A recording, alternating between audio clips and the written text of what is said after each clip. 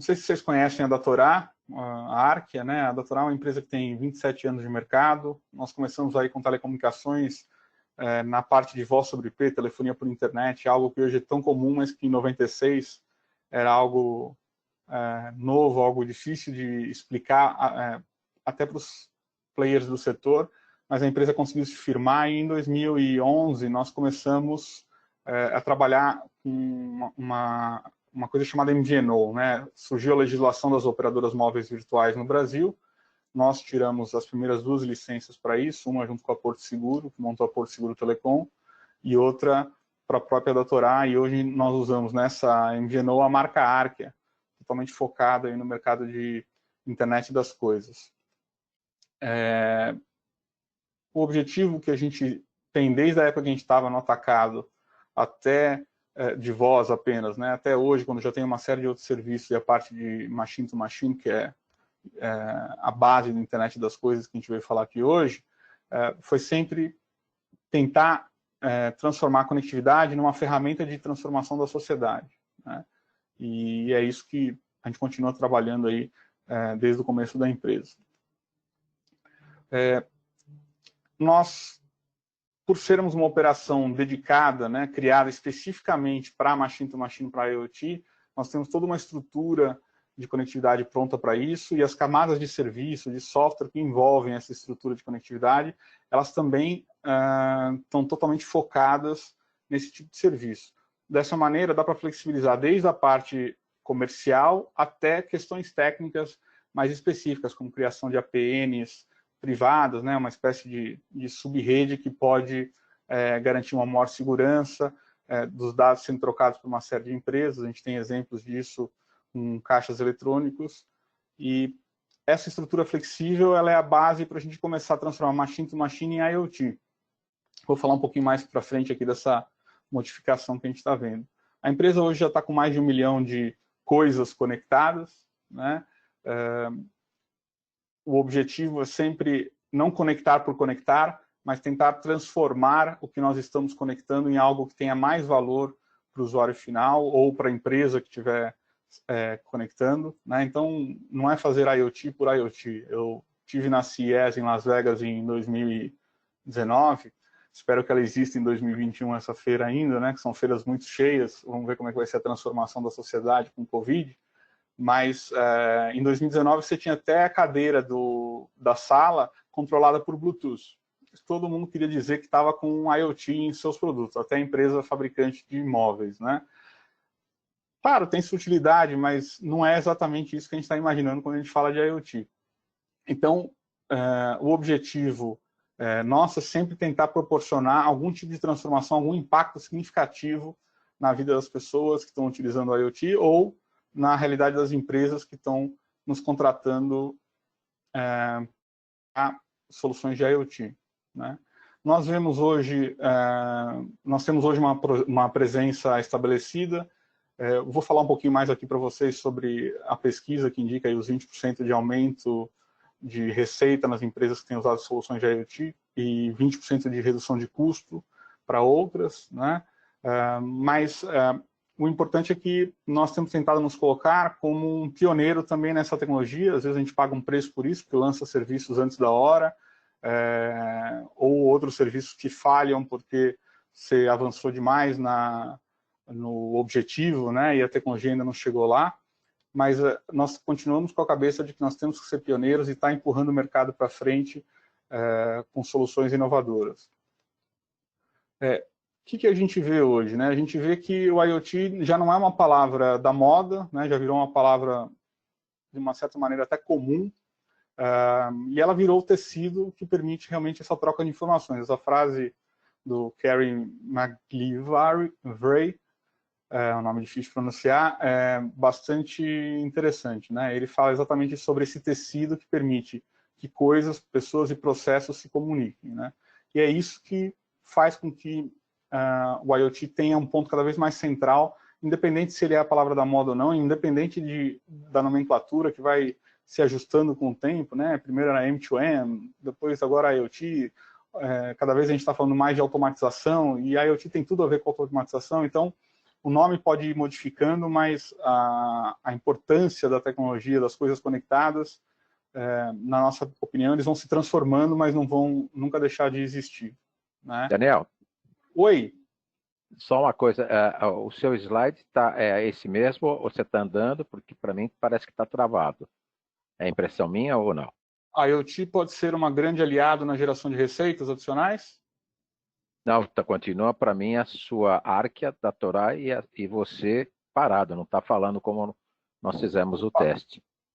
Não sabia, vamos ver aqui se... tá pausa daqui, agora voltou. Chegou, beleza? Tá firme, obrigado. Não sei se eu cliquei em alguma coisa, peço desculpas aí para vocês, mas agora acho que sim, não agora está entenderam nada. funcionando. Então tá bom. Vou continuar aqui, vamos ver se qualquer coisa eu peço para vocês me avisarem, porque em teoria eu deveria estar me movimentando aí o máximo possível. Mesmo sentado na cadeira, né? Bom, o que a gente está olhando hoje é que o IoT, nessa fase de transformação, ele tem 3 grandes pilares. Talvez o pilar de receitas adicionais seja menos importante quando você está numa fase de crise, como o Brasil vinha e estava começando a se modificar, né? A gente já via aí mais pessoas falando sobre novas estratégias de negócio usando o IoT, mas quando você vai na crise mesmo, o objetivo é sempre a busca da eficiência ou de redução de custos. Né? Eu sei que elas parecem similares, mas muitas vezes essa diferença ela é importante. Né? Então, a gente vê um movimento de novo nesses últimos 2 meses, graças à nossa crise mais recente, na direção desses 2 pilares e não tão focado na busca de receitas adicionais. Óbvio que isso depende da empresa que você está olhando. Né? Se você olhar para uma empresa de telemedicina, por exemplo, a gente vai citar os cases mais para frente, aconteceu o oposto. Né? Eles estão pouquíssimo focados em redução de custo e, claro, eficiência sempre está todo mundo focado, mas estão muito mais preocupados com atender a demanda nova que eles têm, que surgiu aí nesses últimos 2, 3 meses. No geral, o que a gente vê é uma regra aqui que a gente brincou aqui, que é o IoT 2020, né? Não é um IoT de 2020, mas a gente vê a maior parte dos usuários que começam a usar IoT, as empresas começam a usar IoT, elas percebem ou uma redução de custo da ordem de 20%, aqui tem alguns dados do barômetro para vocês poderem dar uma olhada, que é um estudo feito pela Vodafone Mundial, ou um aumento de receita de 20% por novas funcionalidades ou novo apelo para o cliente que estava pensando em contratar o serviço de uma empresa e aí resolve contratar de outra porque percebe o valor adicionado que essa troca de dados e essa quantidade de informação disponível traz para essas empresas. Né? Por isso que a gente está bastante focado em tentar como é que nós conseguimos ir para o próximo patamar, né? Sair só desses 20%, que já é ótimo, mas como é que a gente aumenta essa receita mais ainda, como é que nós reduzimos o custo mais ainda do que esses 20%. Quando a gente começa a olhar para a IoT, a gente tem que entender o que é a IoT. A IoT é uma palavra que não tem um significado único para todo mundo, e esse slide eu acabo utilizando em muitas apresentações, eu acho ele bastante relevante, porque o público-alvo que está presente nem sempre é o mesmo, né? Nem todo mundo que está assistindo essa apresentação é de IoT. Então, eu vou trazer para vocês a definição que nós fazemos de IoT, para que fique claro e a gente esteja falando sobre a mesma coisa nos próximos slides da apresentação. Então, basicamente, para nós, quando você tem sensores colocados em um veículo ou num transformador de energia, em algo que está lá, num elevador que está lá distante do ponto principal de uma empresa ou do acesso de uma pessoa física, e você usa conectividade para trazer esses sensores até essa pessoa, até essa empresa, nós temos a parte de machine to machine. Só quando a gente começa a acumular os dados que são transmitidos, que vêm desses sensores ou dos atuadores, né, quando a gente estiver dando um comando remoto, e aí essa acumulação de dados entra na parte de Big Data, somado com algoritmos que vão entender e transformar esses dados no que é mais importante, que é a informação, e é essa informação que tem significado para o usuário, é só nesse momento que a gente enxerga que existe a IoT. Né? Então, para nós, a distinção clara entre machine to machine e IoT é quando eu comunico os dados, enquanto eu só estou comunicando os dados de sensores ou transmitindo um comando, eu estou em machine to machine. Mas quando eu começo a adicionar inteligência, criatividade, acúmulo de dados, análise desses dados para gerar informação, aí sim nós temos a internet das coisas. Eu muitas vezes uso um exemplo das nossas casas, que acho que todo mundo já passou por isso. Ou você tem filhos e o seu filho já teve febre, ou você já teve febre quando você era menor, né? E eu sempre comento que se nós não tivéssemos as nossas avós, as nossas mães para nos contar que quando você tem 37 graus Celsius de temperatura, que é um dado, isso significa que você está febril, acima disso você vai estar com febre, você não saberia que isso é febre. Então, o dado aqui é a temperatura, né? O algoritmo é aquilo que a gente aprendeu das nossas avós, das nossas mães, e aí nós somando esse algoritmo dizendo, olha, acima de 37 é febre, mais o dado de que nós estamos com 37, agora sim eu sei que eu estou com febre. E não é relevante a temperatura da pessoa de modo geral. O que é relevante é saber se a criança está com febre ou não, o adulto, né? E assim por diante. Claro que uma febre alta requer outros dados, mas eu acho que esse é um bom exemplo da diferença entre dados e informação, e esse processo que nós temos aqui na nossa frente, como ele tem que acontecer para poder, realmente nós temos uma solução de IoT funcionando, né? Conclusão, a nossa avó, mais o nosso termômetro, mais nós falamos a nossa solução de IoT do século passado. No final, o que todo mundo quer? Dados, dados e dados, né? E esses dados são extremamente relevantes, mas se nós não tivermos aí a inteligência que a gente estava falando, as ideias para poder tratar eles, nós não vamos produzir nenhum resultado real. E aí comunicar por comunicar não é nosso objetivo, né? E eu acho que o que está acontecendo agora no mundo com o Covid exemplifica muito bem isso daqui. E eu vou pegar aquele slide anterior de novo e vou colocar ele de outra maneira para vocês, trazendo o assunto especificamente dados e Covid para a nossa visão, né? Então, quando começou todo essa problemática, essa crise, que ainda não era uma pandemia, nós começamos basicamente com a percepção de que alguns médicos tinham, baseado em perguntas que eles faziam para os pacientes, né? Então eles perguntavam, olha, você tá como é que você está sentindo? Você tem dor nas costas? Você está com febre? Tosse?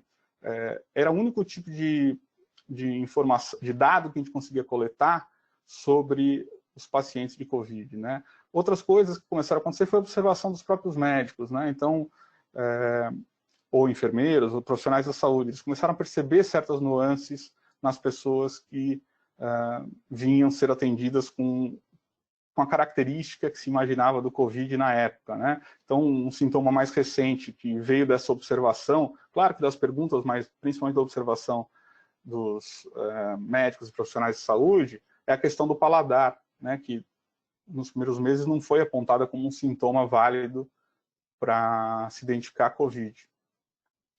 Depois a gente começou a ter o exame de sangue. Num determinado momento se percebeu que o exame de imagem era tão ou mais eficiente que o exame de sangue para essa análise, né? Para saber em que estágio que a pessoa está e se isso daí estaria afetando esse paciente com maior brevidade ou não. Mudou aqui a minha tela, gente, vocês estão me vendo ainda? Desculpa interromper aqui assim, mas é só para ter certeza. Tudo em ordem, Daniel. Então tá bom. Então, a gente viu essas coletas de dados acontecerem e depois a gente viu elas começarem a serem comunicadas, né?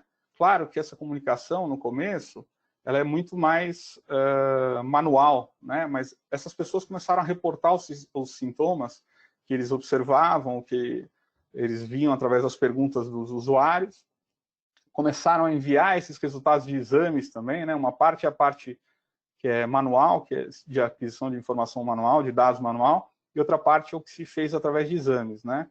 E conseguiu-se chegar a uma série de conclusões a hora que nós começamos realmente a concentrar esses dados estruturados e os dados não estruturados, as imagens, né?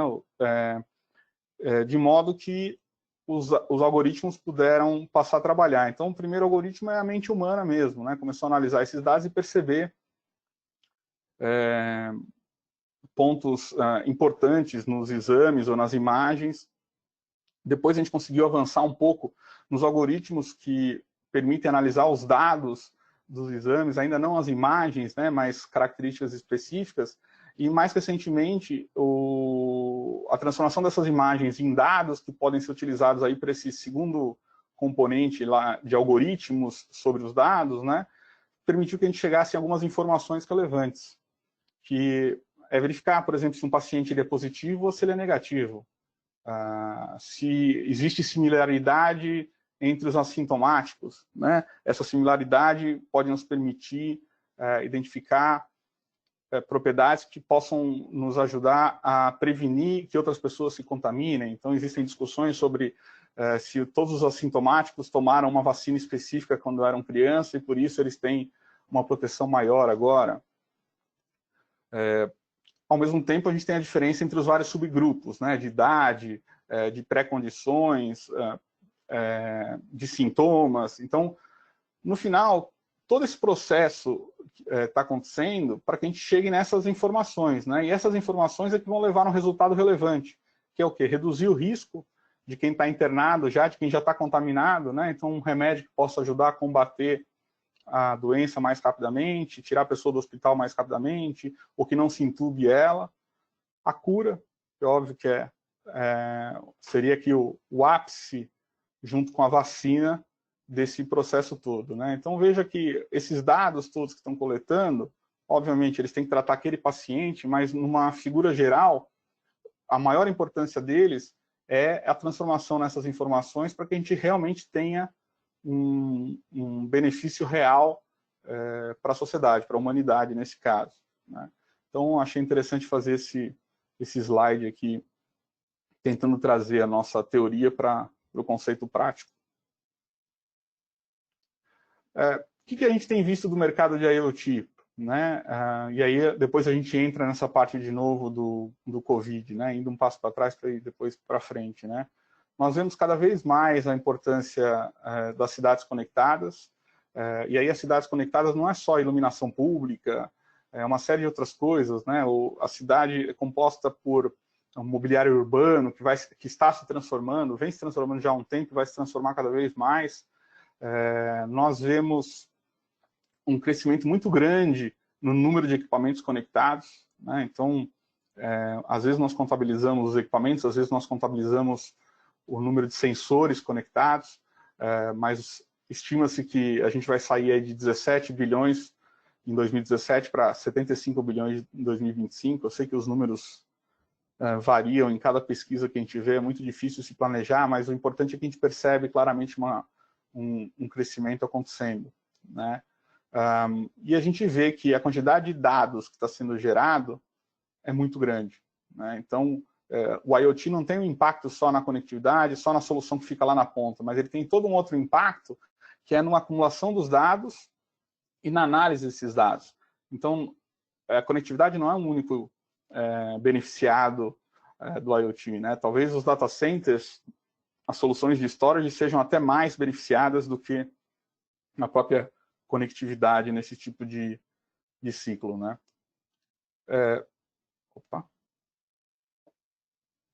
que nós também vemos é que a IoT é cada vez mais responsável pela expansão do mercado de telecomunicações, né? Então, no momento em que nós atingimos uma teledensidade relativamente alta entre as pessoas que utilizam aparelhos telefônicos, teve um momento no Brasil, no mundo inteiro, que nós tínhamos mais linhas, inclusive, do que pessoas, não só por causa de equipamentos conectados, mas também e principalmente por pessoas que tinham mais de um chip de telefonia para aproveitar descontos quando você ligava de uma operadora ou de outra, né?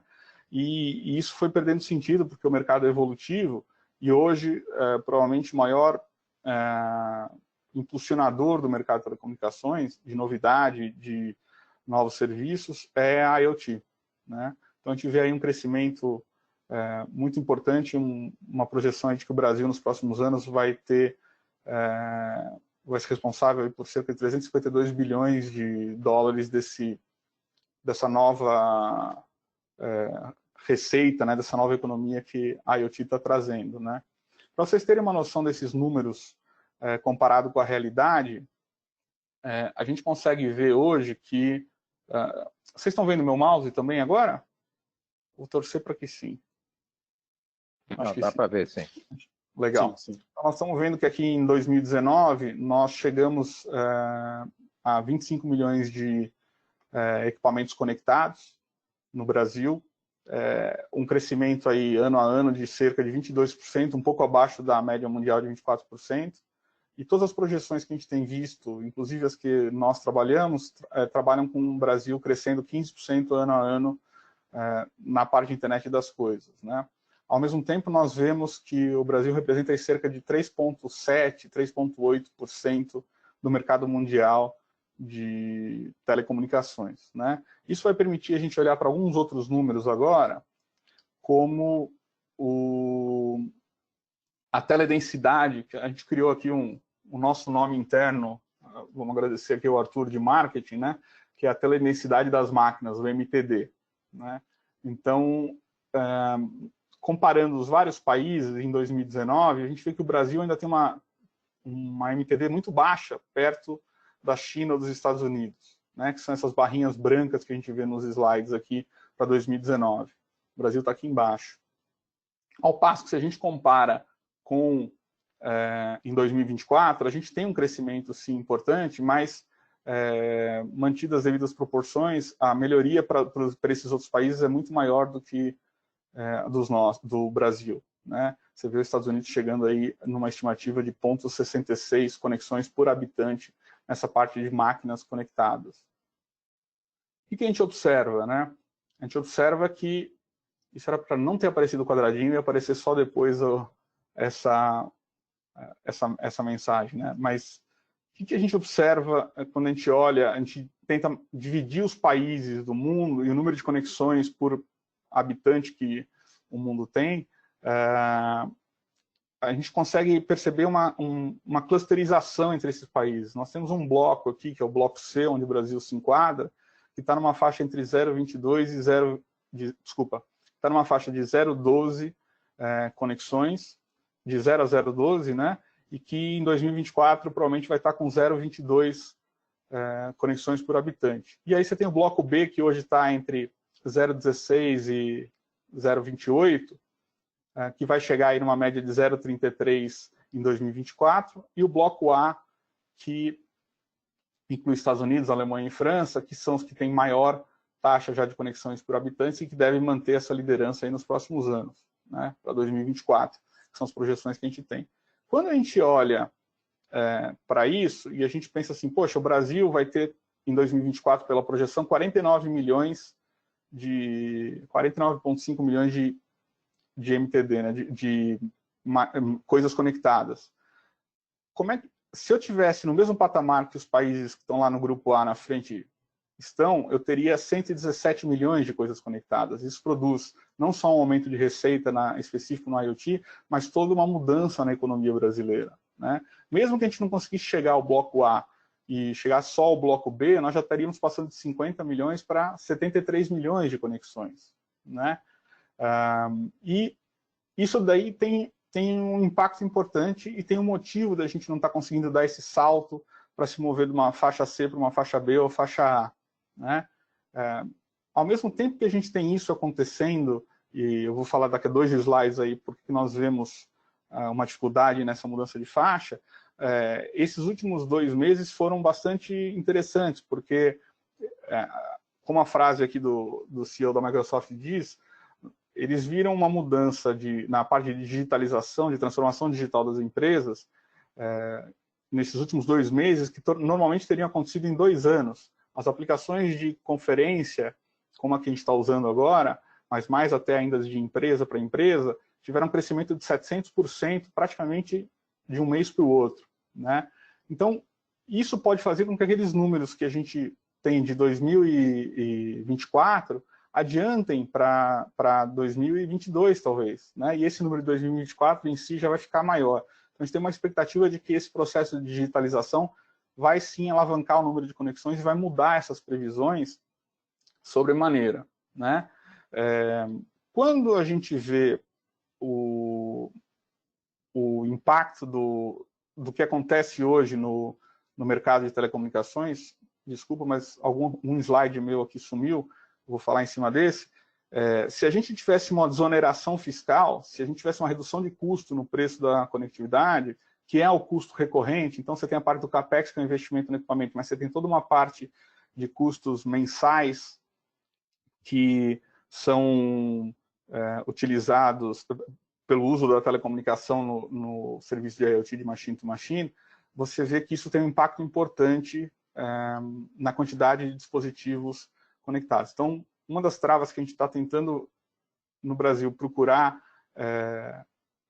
como que a gente escapa dela, né, como que a gente sai dela, é exatamente essa parte dos tributos que faz com que a gente tenha uma redução, segure a gente naquela faixa C que a gente estava falando, em vez de passar para a faixa B ou a faixa A do número de teledensidade, o que teria um impacto bastante positivo na nossa economia e na eficiência do país.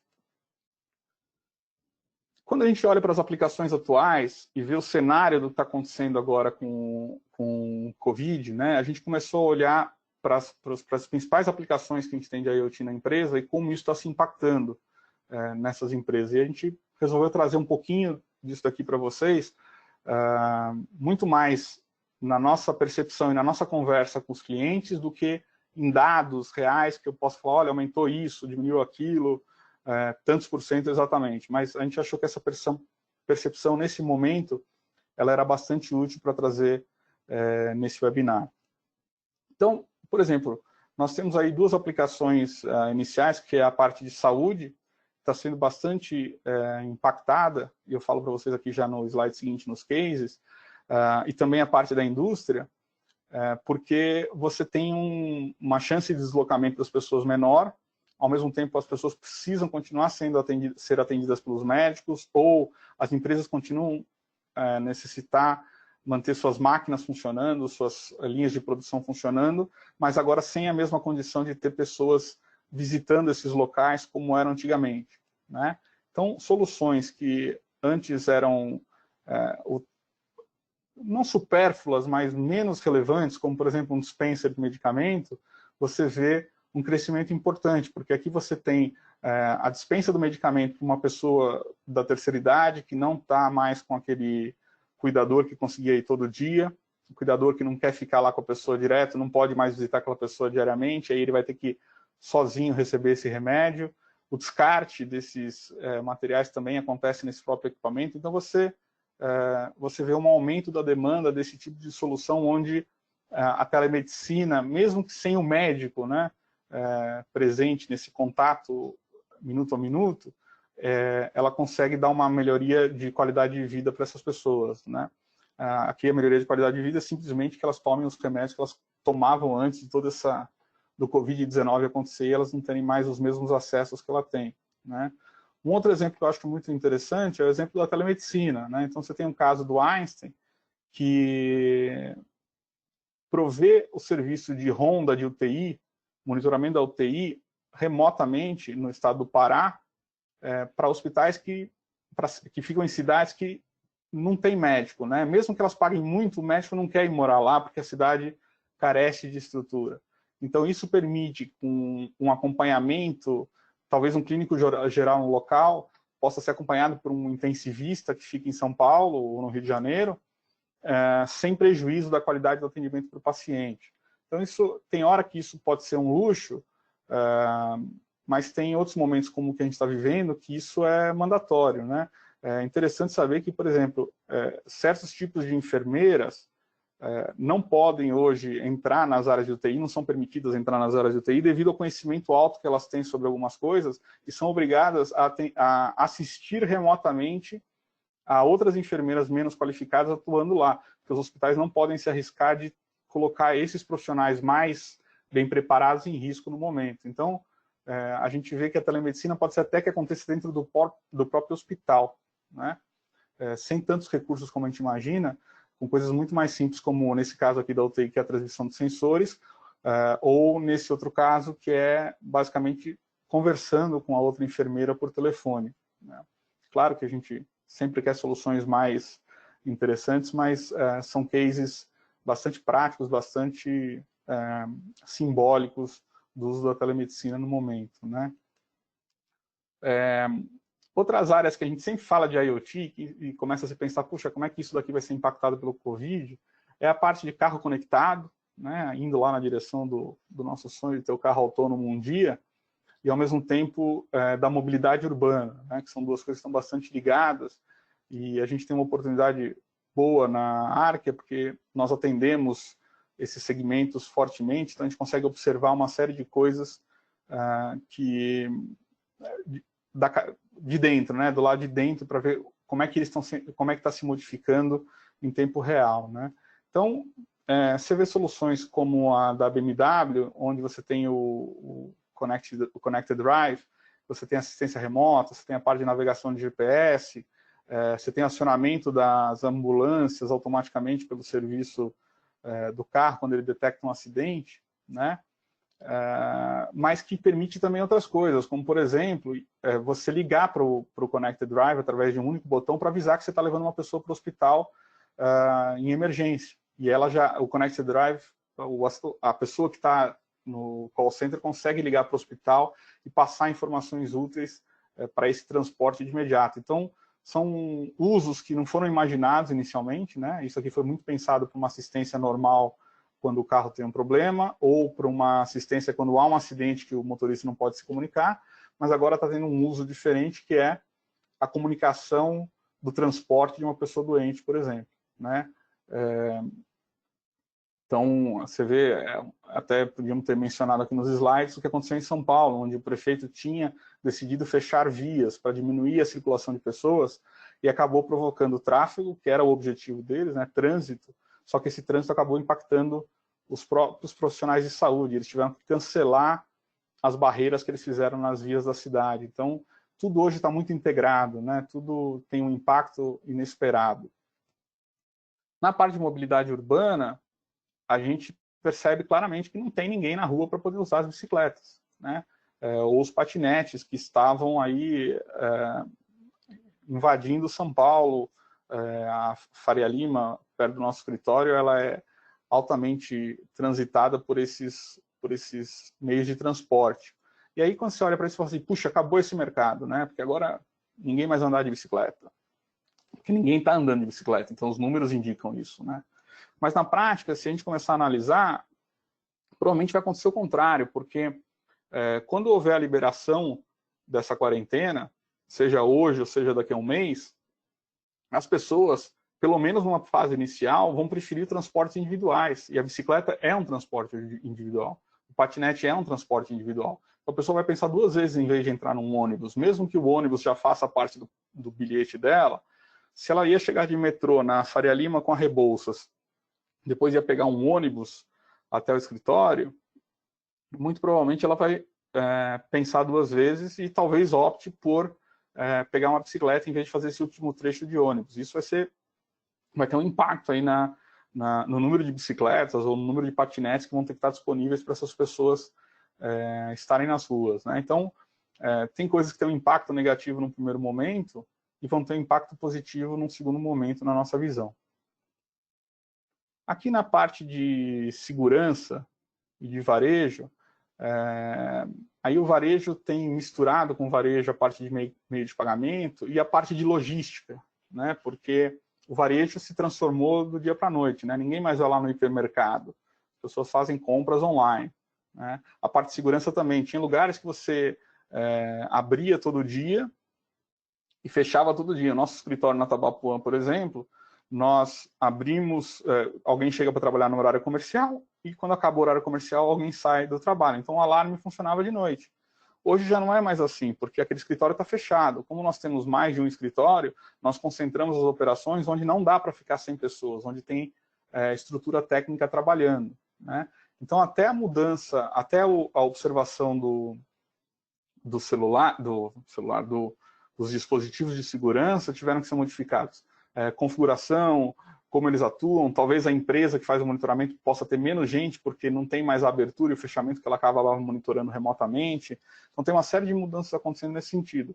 Em outros casos, você tem uma necessidade muito maior de segurança para evitar saques e roubos em em lojas, em mercados que estejam fechados, indústrias que não são prioritárias e que estejam fechadas nesse momento, né?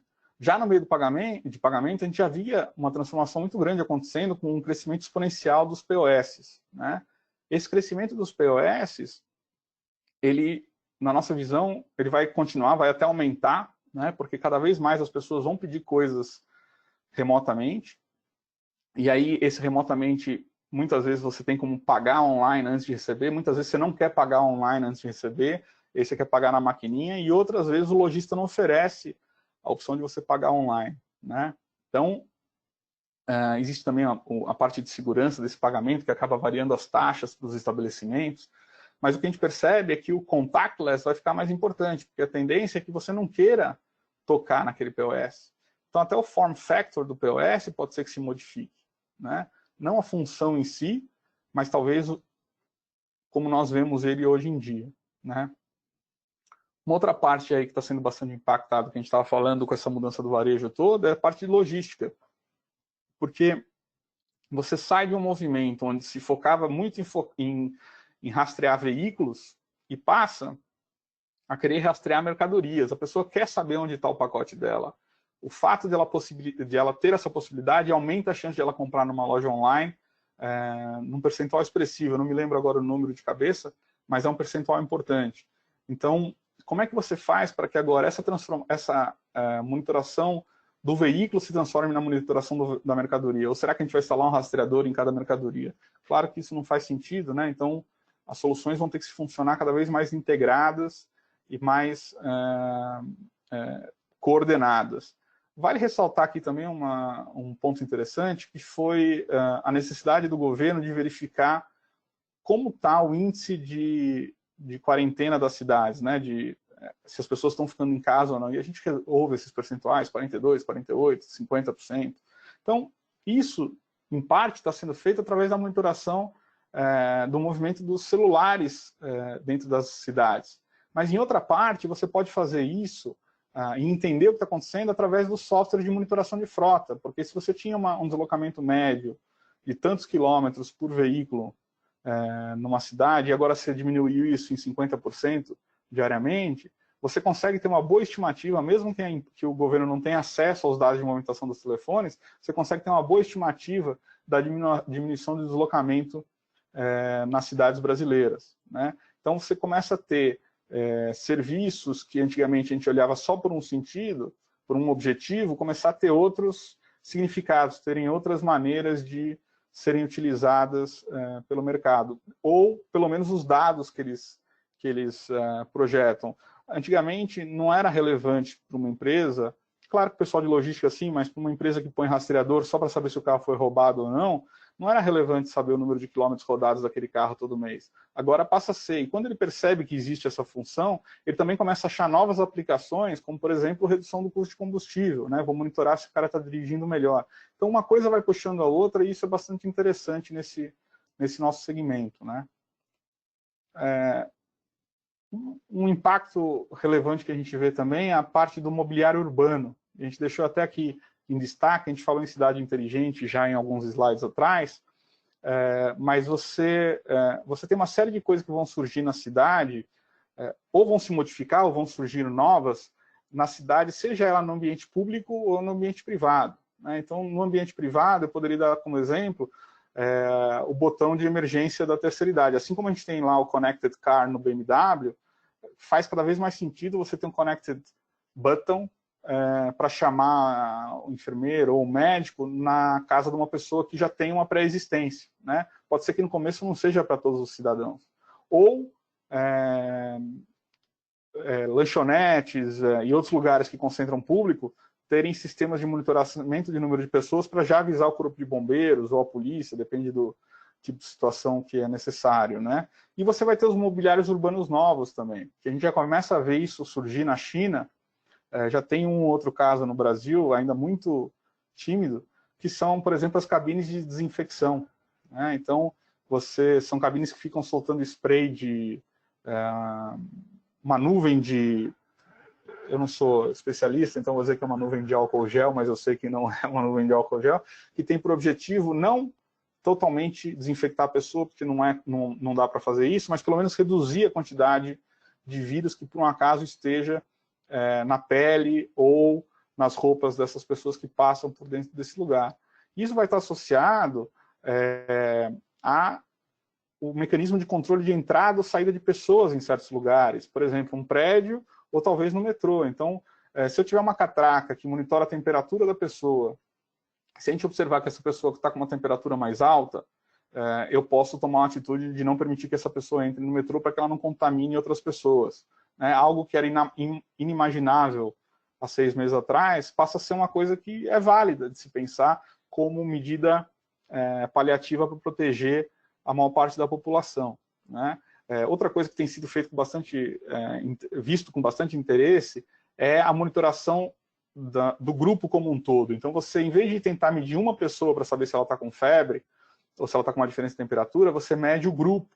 E aí, se você perceber que o grupo inteiro aumentou 0,1 grau Celsius de um dia para o outro, você pode, em cima disso, predizer se vai ter algum tipo de epidemia ou gripe, não precisa ser especificamente só do Covid, né? Mas são ferramentas que os cientistas estão usando e pensando, junto com cientistas de dados, como podem ser utilizadas para poder fazer detecção mais cedo de futuros, não vou nem dizer epidemias, mas surtos, né, que possam acontecer. Tá?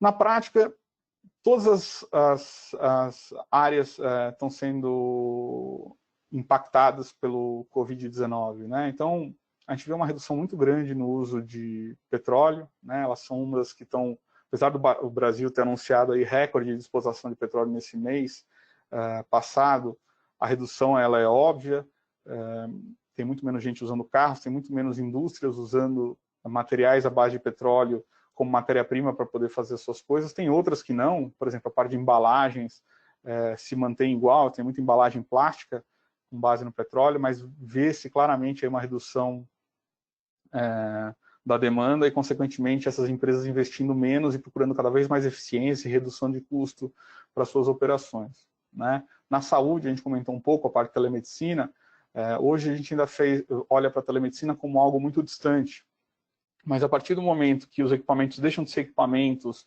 ou soluções para hospitais e passam a ser soluções que possam ser usadas em casas, isso agregado à conectividade transforma-se numa solução de IoT extremamente relevante para pacientes que estejam longe dos hospitais. Né? Então, cada vez mais pessoas vão ter medo de ir para o hospital à toa, vamos dizer assim, na dúvida, se precisam mesmo, e vão estimular o uso da telemedicina, com um crescimento que já começou. Né?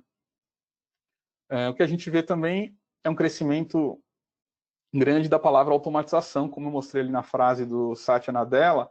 As empresas estão muito focadas em automatizar o máximo possível de processos para permitir que o home office aconteça. Né? Então, a digitalização aí não é só para redução de custos, não é só para um serviço novo, mas é muito relacionado à eficiência dos processos que já existem hoje. Né? Pode ser que cause redução de pessoas no mercado e assim por diante, mas o principal aqui é garantir a continuidade do negócio. O que a gente tem visto é a digitalização como forma de sobrevivência para muitas empresas. Né? A gente vê também uma mudança muito grande na parte de acesso remoto, onde o acesso remoto, seja para equipamentos como para pessoas, ele era secundário, né? O brasileiro, o latino gosta muito da reunião presencial, hoje ele é obrigado a aceitar a videoconferência, e você vê que o crescimento foi muito grande. Eu comentei dos 700%, que é um dado que a gente tem em nível mundial, eu não tenho um dado Brasil para compartilhar com vocês. Mas tem outras áreas na parte de IoT especificamente, como, por exemplo, monitoração de geradores, acionamento remoto de portões, né, o equivalente ao que se chama hoje de portaria virtual, que já aumentaram a demanda. Né? Você tem um risco de não poder abrir um portão localmente, porque o porteiro não vai vir trabalhar. Então, você tem que ter uma alternativa diferente que permita que esse portão seja aberto. Isso está requerendo soluções imediatas. Né? A gente vê aí a parte de BI, a parte de softwares de análise de informação também disparando, o Tableau aí fala em 600% de crescimento em uma única semana, quando começou toda essa crise, porque as pessoas começaram a coletar muito mais dados para poder analisar e prever o que estava acontecendo com as suas empresas, não só o pessoal de saúde, mas todo mundo é impactado, né? E esse rastreamento, que a gente estava falando de veículos ou de mercadorias, que muitas vezes era focado no container ainda, e a mercadoria que ainda está lá no container frigorífico, que ele tinha uma relevância, ele passa a ser cada vez mais micro também, né? Ou seja, agora eu quero saber se o meu pacote está no motoboy que está na rua para me entregar, né? Então era uma necessidade que a gente não tinha, e a gente passa a ter, talvez a gente já tivesse, mas ela tivesse oculta aí nas nossas mentes, né? Mas que agora a gente vê como essencial para se planejar, para saber que horas que eu vou ter que descer, sair da minha casa, pôr a máscara, me vestir para encontrar o boy, para receber o pacote, e assim por diante. Então, nós vemos também um movimento das soluções de logística na direção das pontas, né? Indo lá na última, se fosse telecomunicações, a gente diria que é a última milha, né? Quando a gente chega na casa do cliente, né? E aqui eu acho que não está muito diferente. O cliente está querendo saber o seu pacote, onde ele está o seu pacote até a última milha, né? Até o último momento que ele chega na casa de quem está esperando a mercadoria. Era isso que eu tinha para falar para vocês. Espero que tenha sido construtiva o webinar. Estou à disposição da organização. Não sei como é que vocês previram a questão de questões. Daniel, muito obrigado pela apresentação. E tem alguns que já levantaram a mão, estão dispostos a fazer perguntas. Tem o Joel, tem o Humberto, tem várias pessoas que querem fazer pergunta. Então, vou soltar o microfone dessas pessoas. Vou ver se eu consigo aqui. Humberto, você consegue falar, Humberto? Nossa, barulho. Arruma seu som, Humberto. Enquanto isso, Marcos Dornelli, você quer fazer a sua pergunta? Você que está com a mão levantada.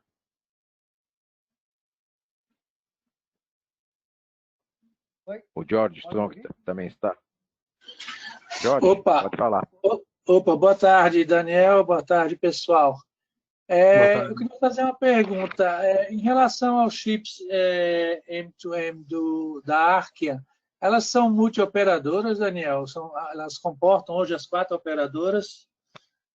Olha, existem soluções diferentes. Então, tem soluções que são específicas para uma única rede e tem soluções que permitem que o dispositivo transite por mais de uma rede ou até em todas as redes, mesmo fora do país. Então, tem os dois porque, na realidade, assim, eu tenho um projeto de rastreamento de veicular para cobertura no semiárido, tá? Interior do Nordeste e Norte de Minas. Então, aí seria a minha segunda pergunta, se existem pacotes multioperadores, porque hoje eu tenho um equipamento que é embutido no caminhão e a gente acaba usando 2 chips para fazer redundância de cobertura de operador, e a gente quer reduzir isso para que seja um único de multioperadora, que eu consiga fazer o rastreamento só fazendo o chaveamento de homem e numa região, em tese, de baixa cobertura, né, que é o semiárido e o norte de Minas. Então, assim, a Arkia tem solução para isso ou não? Tem, a gente tem em outros casos, a gente inclusive traz soluções específicas, se são áreas diferenciadas. Eu vou te pedir se você puder compartilhar comigo o teu contato, a gente fala em separado e a gente busca aí qual a melhor solução para a tua necessidade específica, porque às vezes não é só o chip, às vezes não tem cobertura mesmo no local e a gente trabalha para que esse local passe a ter algum tipo de cobertura para te atender. Tá? Ok. Assim, o sistema ele foi montado também até para transmitir no momento subsequente, quando ele pega a cobertura de alguma operadora, tá? Então, assim, eu vou te passar aqui no chat o meu contato, que aí eu tenho interesse aí em a gente conversar, tá, Daniel? Tá ótimo, eu te agradeço. Obrigado, Jorge. Júlio César. Oi, Rodrigo, tudo bem? Não, sem problema, sem problema. Você disse pegar um, né? E o seu vai ser por videoconferência, né? Alô? Júlio? Rosado, travou alguma coisa aqui. Tinha mais gente fazendo pergunta. Estou buscando o Júlio, que acho que abriu o microfone, fechou. Acho que ele desligou, porque deve ter entrado outra coisa no meio do caminho para ele. O Paulo, que também está, Paulo Chabot, também deve estar tentando fazer alguma pergunta, não está aparecendo, nem no bate-papo, está com a mãozinha levantada, fazendo pergunta, mas não está acontecendo nada. Eu acho que é deixar bem claro para todo mundo que todas as perguntas, se ocorrerem mesmo após, quiser passar para o marketing@abinc, a gente depois pode direcionar para o Daniel e equipe da ARC, que vai responder com total certeza. Daniel, uma das coisas que todo mundo pergunta, quando que essas apresentações estarão disponíveis? Se você pode disponibilizá-lo. Então, essa é uma pergunta que eu estou fazendo para você. Olha, poder pode, né? Assim, eu realmente não sei quando, porque depende, na verdade, de ver com vocês aí. Não sei se vocês querem colocar no site de vocês ou se a gente disponibiliza em outro lugar, mas eu entendo que o nosso pessoal de marketing pode fazer isso de um dia para o outro, né? Então eu vou pedir para o nosso pessoal de marketing falar com o Arthur. Isso. Tá eu bom? só faço a apresentação, o Arthur é o cara que trabalha. Pelo menos é o que ele diz. Eu só dou palpite. Ô, Spack, a gente tem umas outras pessoas aí também, a Maria Ângela, Leandro, Lara, se quiser. Consegue ver? Tentar mais algumas. Acho que ainda tem tempo, né? Ainda tem. Tem tempo, podemos falar. Sim. Pode ver que eu não estou vendo, Fábio. Tá, eu vou liberar aqui a Maria Ângela, que está com a mão aqui também. O Leandro Lara também está aí. Tem bastante, é. O Leandro, né? Tá, tentar o Leandro aqui. Leandro? Boa tarde, pessoal. Daniel, deixa eu fazer uma pergunta.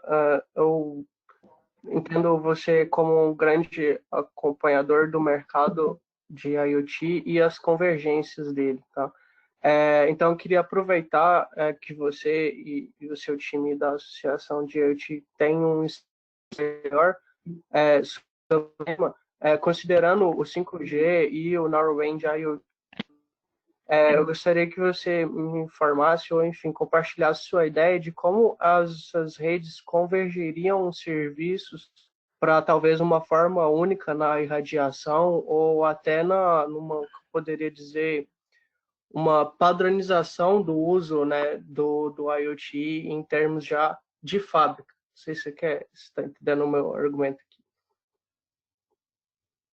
Eu provavelmente não vou ter resposta para você, porque essa é uma pergunta difícil, né? O mercado, cada um puxa para um lado, né? Você tem uma série de padrões de comunicação diferente, e mesmo hoje, se você reparar, nós temos o 2G, o 3G e o 4G, e a maior parte das conexões machine to machine ainda são em 2G, né?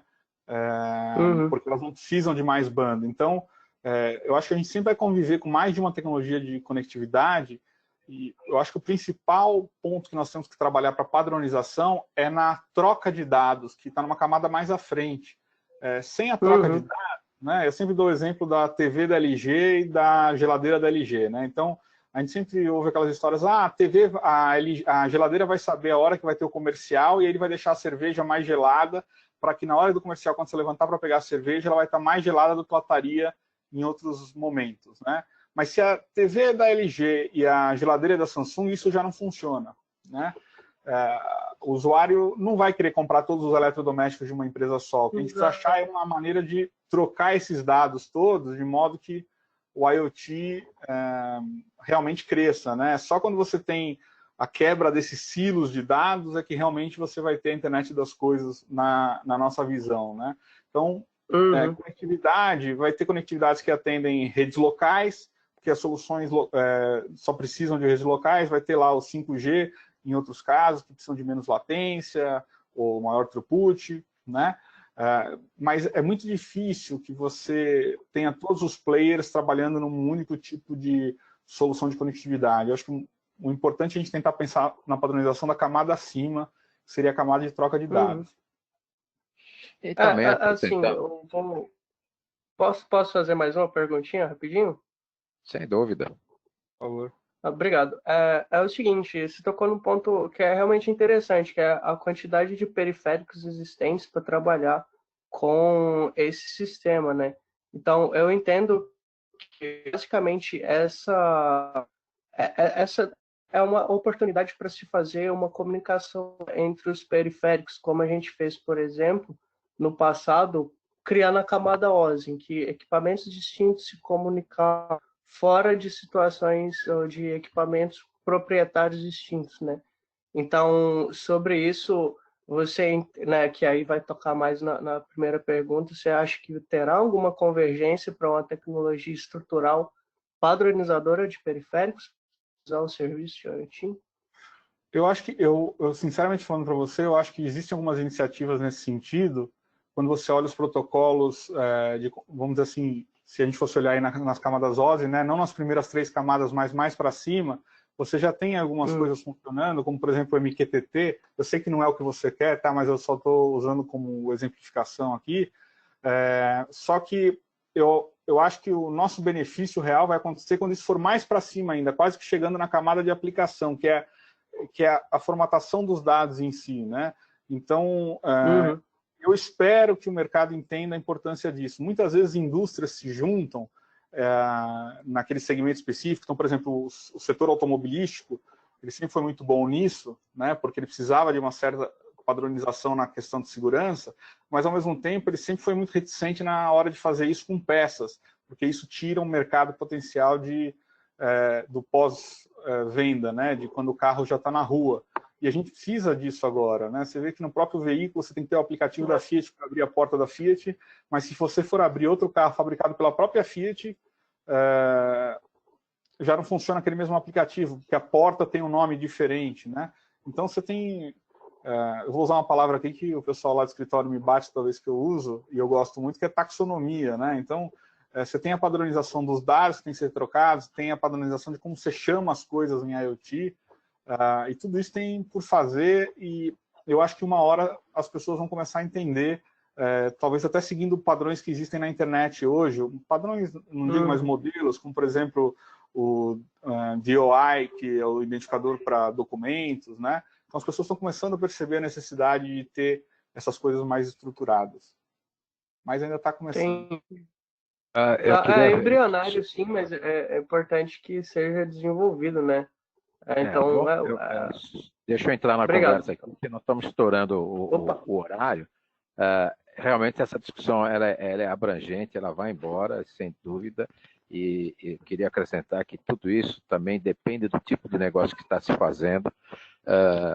Tem outras pessoas, há outras pessoas aqui, como até o próprio Marcos Dornelles, lá do Rio Grande do Sul, que fez uma pergunta e não deu certo, que é qual a distância de alcance do chip da Arkia? Uma pergunta meio... Não, claro, na verdade o SIM card ele funciona onde tiver cobertura, né? A distância varia muito com relação à concentração de coisas conectadas naquela região. Então, por exemplo, em São Paulo, talvez você tenha que ter uma antena a cada 1 quilômetro para garantir que a conectividade ocorra. Já quando você vai para o interior, essa distância pode aumentar bastante, porque você tem menos pessoas naquela mesma célula. Então, essa resposta da distância que permite uma conexão móvel entre o ponto de acesso dela e o objeto que está sendo monitorado ou conectado, ela não é precisa, ela vai variar baseado na localidade, numa série de outros aspectos, quanto de banda você precisa, qual velocidade, latência que você precisa, tudo isso impacta aí nessa distância. Fica difícil te dar uma resposta assim precisa, única. Pessoal, o pessoal que está com a mão levantada, eu pediria para colocar no bate-papo a sua pergunta, para posteriormente a gente encaminhar para o Daniel e ele fará a resposta encaminhará para vocês. Eu agradeço profundamente a sua dedicação, Daniel, muito didática a sua apresentação, com bastante case, quer dizer, que o pessoal pode ter certeza que a IoT é uma realidade e enorme. Muita coisa que você colocou, principalmente na parte de tributos, a gente precisa trabalhar bastante, a BINC tem trabalhado muito em cima disso. Alguma coisa sobre a parte de telemedicina, que de uma hora para outra acabou acontecendo por conta do Covid-19, né? Sem dúvida, isso tem que... Seria melhor se tivesse o 5G, mas aí é uma outra discussão para um outro webinar. Até você falou agora aqui dessa parte de tributos, né, que a gente tem conversado, mas tem uma coisa que eu não comentei na telemedicina que é interessante, que quem sempre foi muito contra a telemedicina foram os próprios conselhos regionais de medicina, né, vendo isso como uma ameaça ao trabalho do médico, né, e tiveram que ser feitas medidas provisórias de última hora para permitir que certas coisas que não eram possíveis fazer com telemedicina passassem a se fazer, e agora até os próprios médicos estão percebendo que aquilo não é um problema para eles, pelo contrário, né, é uma oportunidade. Aquilo lá não dói, né? Não dói. Pode...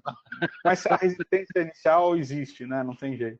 É normal. Quando você tira da zona de conforto, o pessoal reage contrário. Sempre foi assim. Até perceber que a coisa funciona e é bom. Aí você cria outra zona de conforto, né? Não tem jeito. Flávio, você quer fazer alguma colocação final?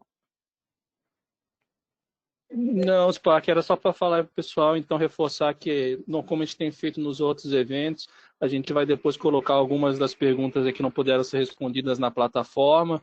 Tá? Eu colei no chat aí no começo o link para quem quiser solicitar a participação, e aí a gente fica com as respostas também, as perguntas lá na plataforma da BIM, que é a Conexão IoT. Mas parabéns aí pela tua apresentação, Daniel, muito interessante os cases, acho que isso enriquece aí bastante a apresentação. Parabéns aí pela... Muito bom. Daniel, você quer dar as últimas palavras para a gente encerrar a apresentação, o webinar? Tentem se conectar as coisas, mantenham-se seguros. Trabalho remoto nesse momento pode ser, às vezes, até desgastante. Parece que quando, não sei vocês, mas eu na quarentena aqui estou mais cansado, trabalhando mais do que trabalhava no escritório. Lá eu consegui enganar um pouco nas reuniões, né? Aqui está mais difícil, faz muita call, muita chamada telefônica. Mas fiquem seguros, vamos tentar seguir as recomendações e se conectar. Muito bom, muito obrigado. Boa tarde a todos. Vamos, eu vou encerrar a apresentação aqui, o webinar, agradecendo profundamente, novamente, o Daniel e a equipe que fizeram um excelente trabalho, e vocês que participaram no nosso webinar vão ter as respostas e perguntas dentro da plataforma, como o Flávio já mencionou. Boa tarde a todos e se cuidem. Tchau, tchau para vocês.